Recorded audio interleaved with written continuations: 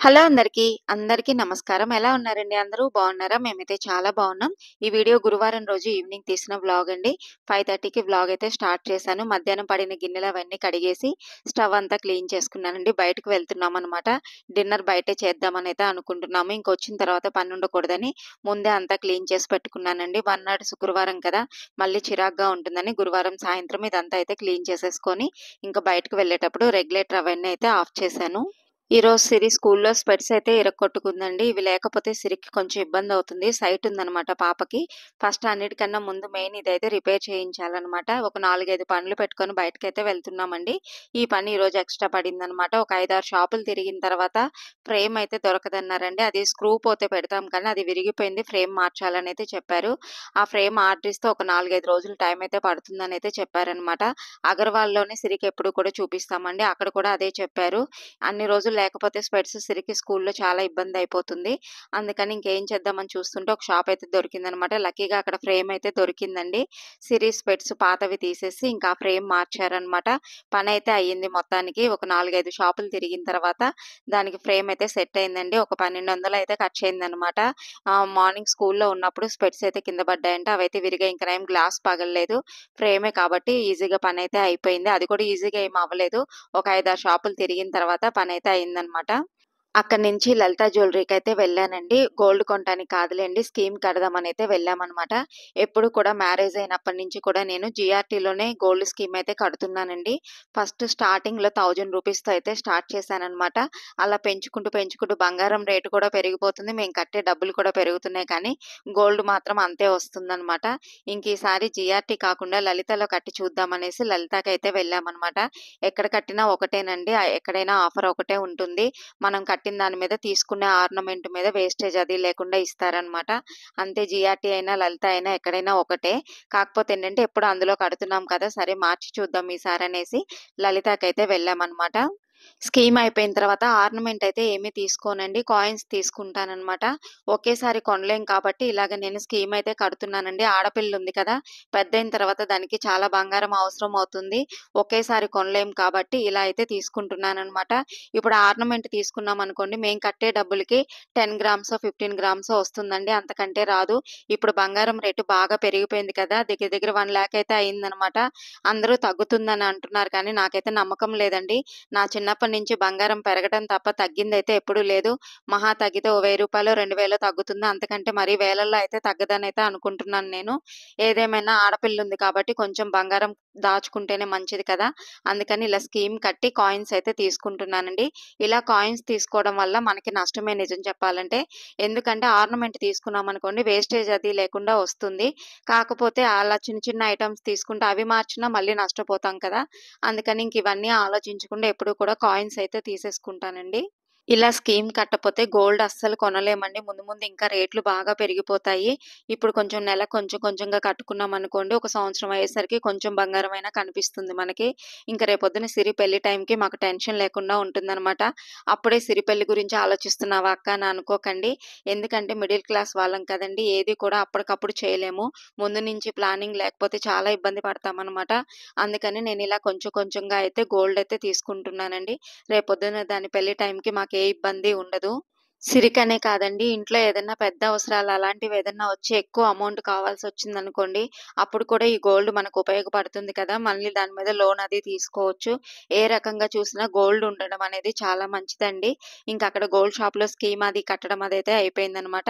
ఇంకక్కడి నుంచి gas stove తీసుకుందామని వాసవికైతే వెళ్ళానండి. ఇంట్లో ఉన్న గ్యాస్ స్టవ్ పాడైపోయిందండి. ఇప్పటికి 2 సార్లు రిపేర్ చేయించాను. ఎంత రిపేర్ చేయించినా అది మళ్ళీ సేమ్ ప్రాబ్లమ్ అయితే వస్తుందనమాట. ఇంట్లో ఉన్న గ్యాస్ స్టవ్ కూడా కొని 18 ఇయర్స్ అలా అవుతుందండి. నా మ్యారేజ్‌కు ముందు మా హస్బెండ్ బ్యాచిలర్‌గా ఉన్నప్పుడు తీసుకున్న స్టవ్ అనమాట అది.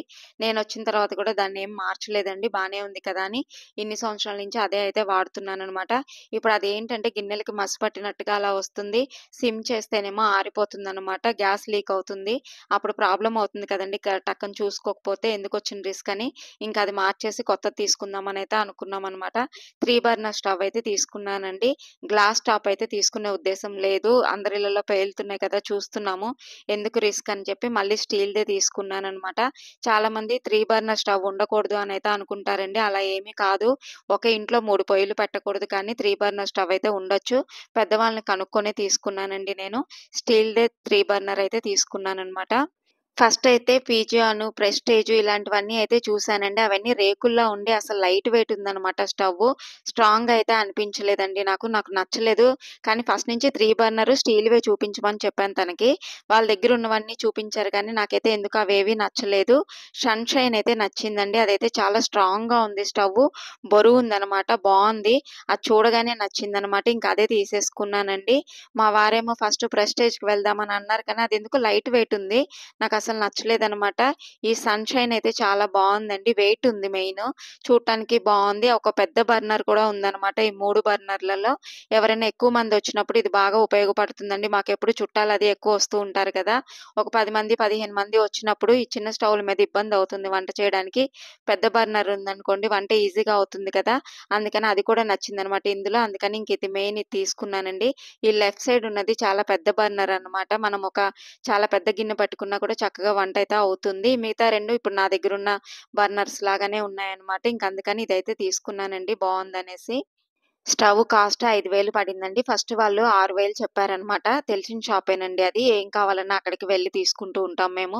వాసవి అని తిరుపతిలో ఉన్న వాళ్ళందరికీ తెలుస్తుంది ఆ షాపు.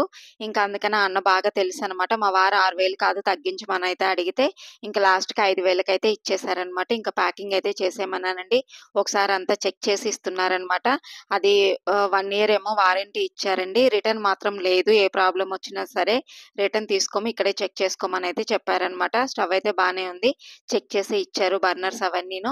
ఒకవేళ ఏదైనా ప్రాబ్లమ్ అయితే మాత్రం 5 ఇయర్స్ వరకు ఫ్రీగా సర్వీస్ అయితే చేస్తామనైతే చెప్పారనమాట. ఇంకా స్టవ్ ప్యాక్ చేయించుకొని దాన్ని బండి మీద తీసుకురావడం ఇబ్బందవుతుందని సిరి, నేను ఇద్దరం అయితే ఆటోలో వచ్చేసామండి. వాళ్ళ డ్యాడీ అయితే పక్కన బండి మీద వస్తున్నారనమాట. అది తెగ ఎక్కిరిస్తుంది వాళ్ళ డ్యాడీని. తొందరగా రా మేమే ఫాస్ట్‌గా వెళ్ళిపోతున్నామని అలా కేకలు పెడుతూనే ఉందనమాట ఆటోలో. ఇంకా ఫస్ట్ మేమొచ్చేసామండి. స్టవ్ అయితే చాలా బరువుందనమాట. ఇంక దాన్ని ఇంట్లో అయితే పెట్టేసాము. ఇంక ఈ పనులన్నీ చేసుకొని ఇంటికొచ్చేసరికి 9:30 అయితే అయిందండి. ఇంక గ్యాస్ స్టవ్ ఇంట్లో పెట్టి మళ్ళీ డిన్నర్‌కి బయటకైతే వెళ్ళామనమాట. డాబాకైతే వెళ్ళామండి. ఫస్ట్ టైమ్ ఈ డాబాకి రావడము. ఎప్పుడూ రెస్టారెంట్‌లకి వెళ్తాం కానీ డాబాకైతే ఎప్పుడు వెళ్ళలేదనమాట. తిరుపతిలో ఇదే ఫస్ట్ టైమ్ అండి. ఇంక ఇక్కడికి వెళ్లి పుల్కాను, తర్వాత కాజు పన్నీర్ ఒకటి తీసుకున్నాము. ఇంకో కర్రీ వచ్చి మేథీ చమన్ అయితే తీసుకున్నామండి. ఇంకా పుల్కాలు ఇవి తీసుకొని ఇంకా డిన్నర్ అయితే చేశామనమాట. సిరికి దాని ఎగ్జామ్స్ అయిపోయిన తర్వాత డిన్నర్‌కి బయటకి తీసుకెళ్తామనైతే చెప్పామండి. బుధవారంతో ఎగ్జామ్స్ అయిపోయాయి. ఇది గురువారం రోజు తీసిన వీడియో. ఇంక ఇంట్లోనే ఏదో ఒకటి తిందామంటే అదసలు ఒప్పుకోలేదనమాట. ఇంక వెళ్ళాల్సిందే బయటికంది. ఇంక సరే అని డాబాకైతే వచ్చామండి. ఇంక ఇక్కడ ఐపీఎల్ అయితే స్క్రీన్ పెట్టారనమాట. ఇంక అది చూస్తూ డిన్నర్ అయితే చేశాము. ఈ షాపులన్నీ తిరిగేసరికి బాగా అలసిపోయినట్టే అయిపోయాం. నాకైతే బ్యాక్ పెయిన్ వచ్చేసింది. బండి మీద అన్ని సార్లు అటు ఇటు తిరిగేసరికి. నాకు ఇంట్లో ఎంత పనైనా చేస్తాను కానీ బయట తిరగమంటే నాతో అవ్వదండి. ఇంట్లో ఒక 50 మందొచ్చినా ఈజీగా వంట చేసి పెట్టగలుగుతాను గానీ, బయట ఒక 2 షాపులు తిరిగానంటే నీరసం వచ్చేస్తుందనమాట. అందుకే షాపింగులకి వాటికి ఎక్కువ వెళ్ళను ఎంత అవసరమైతే తప్ప. ఇంక ఇంటికైతే వచ్చేసరికి 10:30 అయిందండి. ఈరోజు స్వీటు మార్నింగే చేసి ఉంచేసానండి. కాజు కత్లీ అయితే చేశాననమాట. మా ఇంట్లో నైట్ ఖచ్చితంగా స్వీట్ అయితే ఉండాలి. మా హస్బెండ్‌కి స్వీట్ తిని పడుకోవడం బాగా అలవాటండి. నైట్ డిన్నర్ పెట్టకపోయినా ఊరుకుంటారు కానీ, స్వీట్ ఇవ్వకపోతే మాత్రం అసలు ఊరుకోరనమాట. ఇలా 2, 3 రోజులకొకసారి ఏదో ఒకటి చేస్తూనే ఉంటాను. ఈరోజైతే కాజు కత్లీ చేశాననమాట. ఇది ఒక 2, 3 రోజులు తింటారు. ఇది అయిపోయిన తర్వాత మళ్ళీ ఇంకో స్వీట్ అయితే చేస్తాననమాట. ఇది మాకు బాగా అలవాటండి. ఆయన స్వీట్ తినకుండా నిద్రపోరనమాట. నేనైతే స్వీట్స్ అస్సలు ముట్టుకోను. సిరి కూడా అంతేనండి. నాలాగా అసలు తినదు. మేమిద్దరం తినం కానీ, ఆయనకి స్వీట్ లేకపోతే నిద్ర రాదనమాట. ఇంకొచ్చిన తర్వాత ఈవినింగ్ కడిగిన గిన్నెలయితే ఆరిపోయాయండి. ఇంక అవన్నీ అయితే సర్దేసుకుంటున్నాను. ఇంక శుక్రవారానికి పని తగ్గిపోతుందనేసి. ఇదండి ఇవాల్టి వీడియో. ఇక్కడితో ఎండ్ చేస్తున్నాను. మీకు కనుక నచ్చితే లైక్ చేయండి, షేర్ చేయండి, కామెంట్ చేయండి. మరో వీడియోతో మళ్ళీ కలుస్తాను. ఇప్పటి వరకు నా వీడియో చూసినందుకు చాలా థాంక్స్ అండి.